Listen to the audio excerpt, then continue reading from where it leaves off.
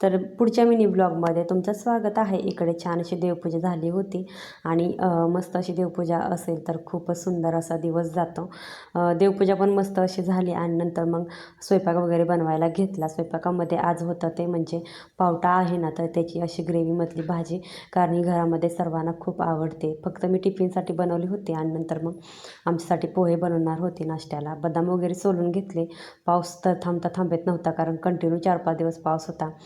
इकडे आहे छान असा मला ब्लॅक टी पिऊ वाटला होता म्हणून छान असा ब्लॅक टी घेतला पहिला आणि नंतर मग तनेला वगैरे स्कूलला सोडलं आणि नंतर इकडे मला चपाती बघत होते डब्यामध्ये, तर चपाती अर्धीच होती. मग म्हटलं चला मसूरची डाळ टाकून आज भात बनवूया.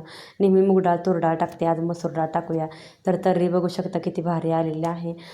तर दुपारचं टायमिंग होता, रिकामा वेळ होता आणि गावाला पण जायची तयारी करायची आहे, म्हणून म्हटलं चला सिंपल अशा पद्धतीने आपण हे करूया, क्लीनअप वगैरे करून घेऊया. मग छान असं क्लीनअप वगैरे करून घेतलं होतं आणि ग्लो तर बघू शकता पुढे तुम्ही चेहऱ्यावर किती भारी आला होता. कारण आठवड्यातून एकदा का होईना घरामध्ये कमीत कमी स्क्रब तरी आपण करावा. तर बघू शकता क्लीनअप केलं आणि मस्त असं चेहऱ्यावर ग्लो आला होता.